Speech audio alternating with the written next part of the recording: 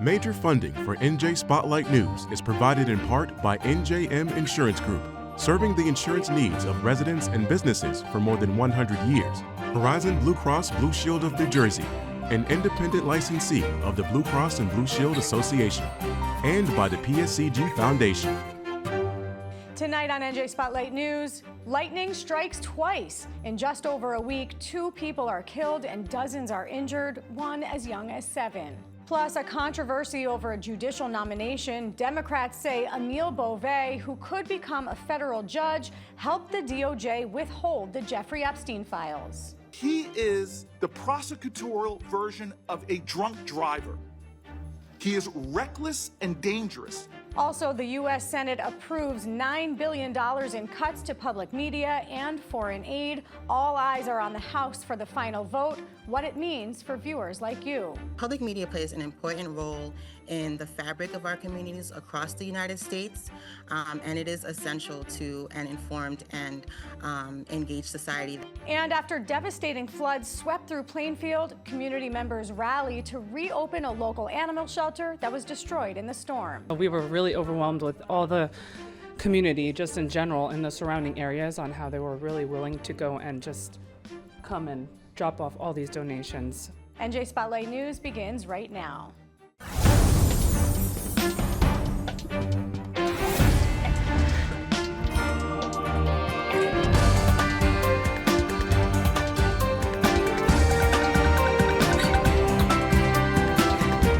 From NJPBS Studios, this is NJ Spotlight News with Brianna Venozzi. Hello, and thanks for joining us tonight. I'm Joanna Gagis, in for Brianna Venozzi. We begin with a few of today's top headlines. First, a deadly lightning strike took the life of 61-year-old Robert Montgomery in Jackson Township last night. The strike hit an archery range where a group of Cub Scouts were holding an event on a practice range. Several people were injured in the strike, some as young as 7 years old. Their injuries included burns. One person lost consciousness but then regained it, and a member of the archery club told the New York Times that 2 members had to be treated with a defibrillator. Emergency responders treated victims on the scene, and all of the children and all those injured were reportedly taken to a nearby hospital. It's the second deadly lightning strike in just over a week. Last Tuesday, a 28-year-old golfer named Simon John Mariani was struck on a golf course at Crystal Springs Resort while playing in an Ironman golf competition. He was struck in the head but survived and was hospitalized for almost a week, but sadly his family announced that he died on Monday. Crystal Springs Resort workers have reportedly said they sounded an alarm to warn golfers about the dangerous weather, but another golfer in the tournament who was 1 hole behind Mariani and was filming the storm clouds during the lightning strike told news outlets that his group never heard an alarm go off. In just the last 2 weeks, the total number of severe storm-related deaths in New Jersey is now 7. Also tonight, a controversial nomination to one of the highest courts in the land has drawn national attention and outcry from New Jersey's senior U.S. Senator Cory Booker, and it has ties to the Jeffrey Epstein files. Emil Beauvais has been nominated by President Trump to be a Third Circuit judge on the U.S. Court of Appeals, which Republicans on the U.S. Senate Judiciary Committee today voted to advance. But his nomination has drawn criticism from both sides of the aisle, from the conservative legal group, the Federalist Society, to Democrats serving on the Senate Judiciary Committee. They challenged several decisions made by Beauvais during his time as acting Deputy Attorney General in the U.S. Justice Department, including dismissing New York City Mayor Eric Adams' case, reportedly admitting in a memo that the dismissal was unrelated to the facts and the law, leading to criticism that he was playing politics. And a whistleblower accused Beauvais of willfully defying a court order in deportation proceedings. But as members of the public and elected officials from both parties are calling for the release of the Epstein files, Booker and other Democrats say Beauvais has been a critical part of the DOJ withholding those files. Here's what Senator Booker had to say during today's hearing before Democrats walked out in protest. Which one is it? The public has a right to know, and a person being nominated for one of the highest courts in our land, who clearly played a role in this matter of grave national concern, including child sex trafficking, we should know what he knew and what he did in this matter.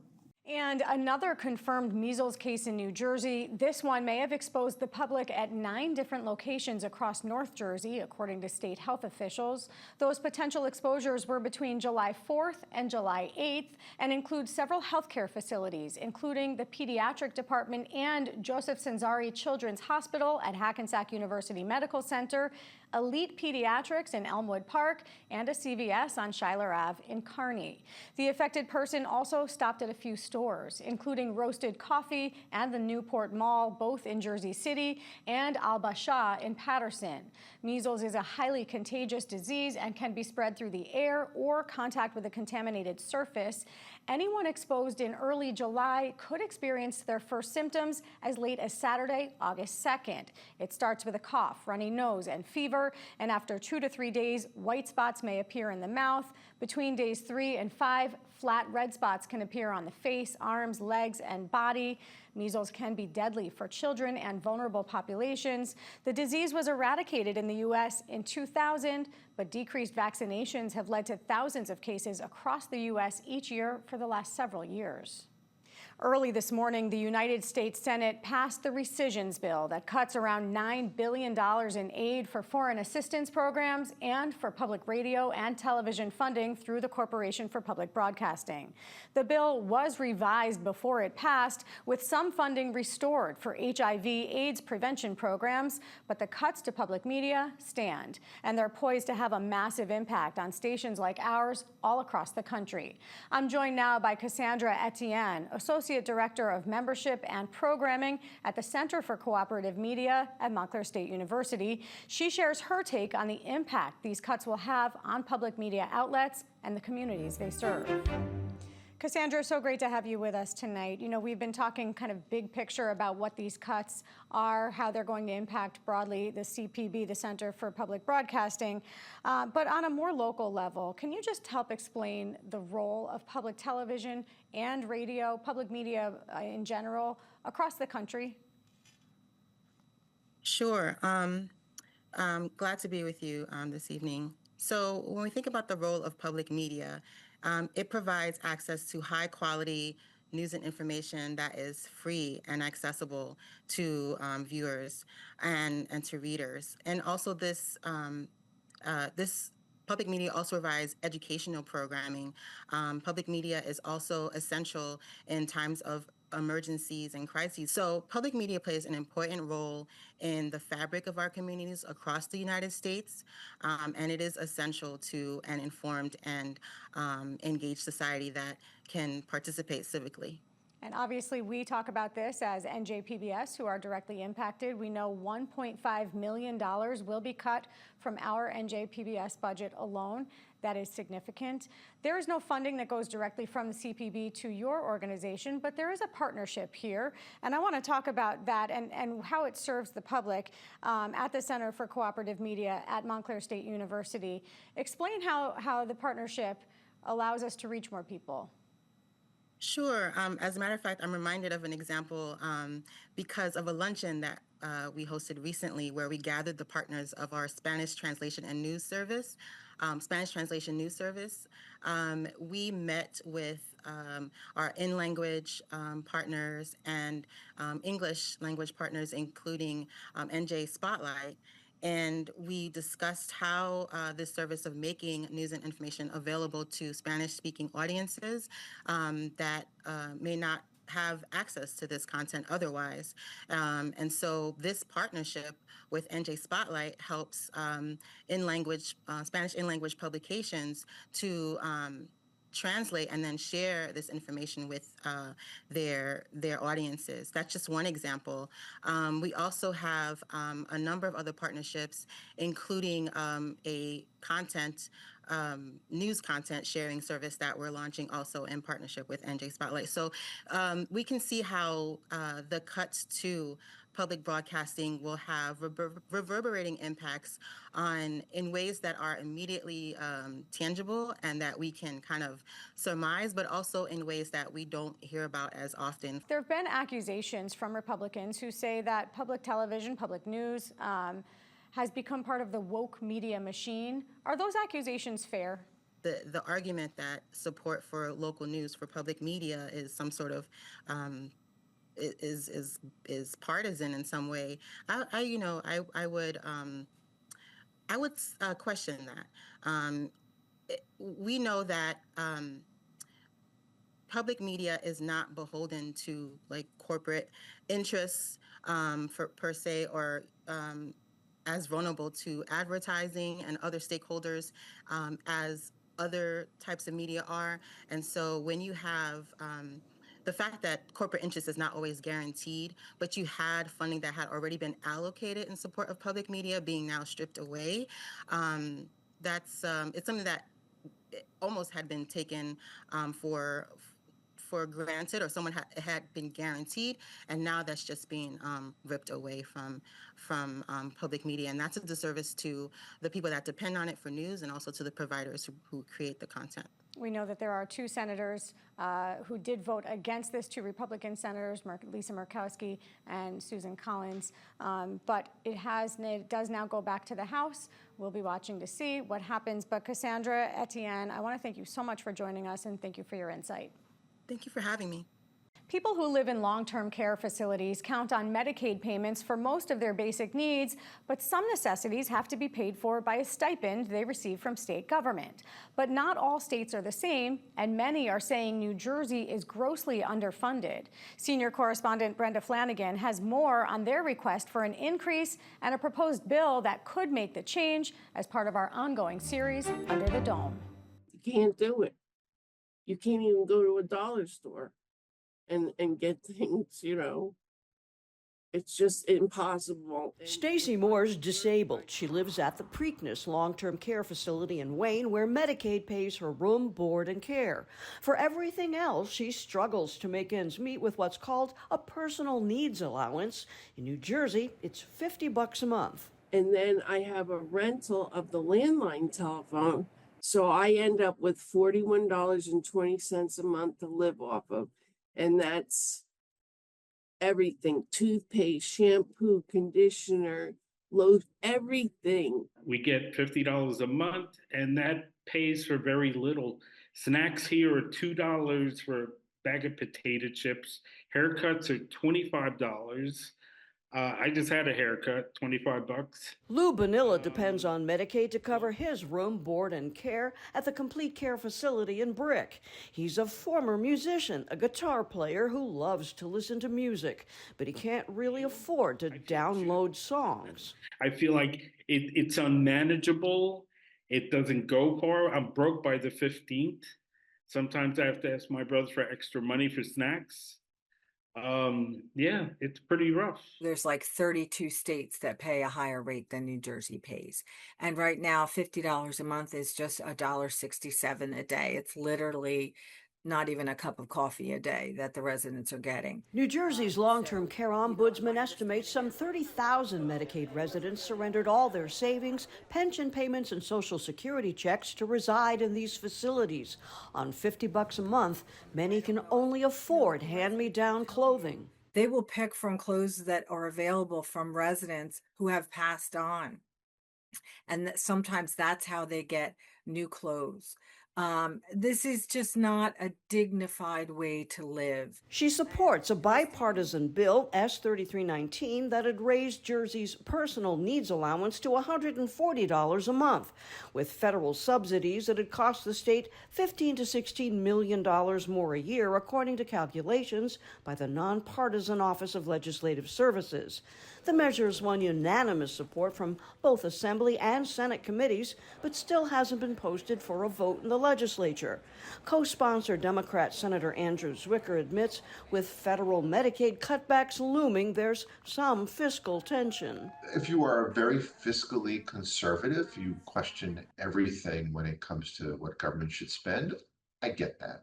But like I said, it's just a tiny, tiny fraction of money compared to the entire state budget. And the impact is so enormous. And so I am optimistic that when we come back into session in the fall, that we can get this done and on the governor's desk. Republican co-sponsor Senator Carmen Amato met with nursing home residents and agrees current monthly allowances from the state have not kept up with inflation and are too small to have a meaningful financial impact. This legislation would increase the state's personal needs allowance to strengthen quality of life and ease some of the financial burden for those residents. And they are lobbying. I've been trying to get in touch with Governor Murphy for a long time and First Lady Miss Tammy, because they came here and spoke to me before they got elected. And they asked me back then, how can we help you? The governor's press secretary said in a statement, "We will respectfully decline to comment on pending legislation. For long-term care residents, it's frustrating." It just keeps getting passed along. It's been 3 years. It's time they sign it. He says it would mean so much to just order a snack and listen to his music. I'm Brenda Flanagan, NJ Spotlight News. Under the Dome is made possible in part by the Corporation for Public Broadcasting, a private corporation funded by the American people. In our Spotlight on Business report tonight, heat pumps have been proposed as a solution to rising energy costs that can be better for your wallet and for the climate because they reduce greenhouse gas emissions. They're devices that look similar to a traditional air conditioning unit, but they don't create heat or cool air. They simply move it from one space to another. But should the state get involved in funding them? Ted Goldberg takes a look. The Millers are on a mission, which is to leave a livable world for our children and grandchildren. This husband and wife team are doing their part by pushing heat pumps. It seemed like a magical appliance. It has no emissions, and it's also 3 times as efficient as burning any kind of fossil fuel. Their home in Middletown has 4 of them. 1 heats their pool, 1 heats and cools their house, and 2 more are in their washer dryer and hot water heater. The Millers say they didn't have to choose between being green and saving green. So we have a 96% reduction in our greenhouse gas emissions in our house. In our case, we saved 13% on our total electric and gas combined bill. Steve Miller says their appliances weren't dramatically more expensive than their fossil fuel counterparts, and that while their electric bill is up, their gas bill plummeted, more than making up the difference. If you look at the wholesale price of gas, there actually is a spot market for the future. Prices next year will double for gas. And prices right now went up 20% on electricity in June because of higher prices in the PJM supplier to New Jersey. But they didn't double. They did not double, not at all. The Millers have a backup furnace, but they rarely use it. Some homes, like theirs, need a second heat pump because of their size or how airtight they are. They're happy about state grants that give people rebates for certain energy-efficient appliances, especially with congressional grants disappearing after this year. I'm happy that there are rebates. I'm really upset that the federal ones are going away. What's happening right now in Washington is shameful. It's dumb. It's going to raise electrical prices for everybody, raise energy prices. We want to do exactly the opposite. Senator Andrew Zwicker has sponsored Bill S-249, which would codify existing rebates and force New Jersey's Board of Public Utilities to create a program giving direct incentives for heat pumps. If we can take care of those upfront costs in a way that is affordable, it's going to save New Jersey consumers hundreds of dollars a year.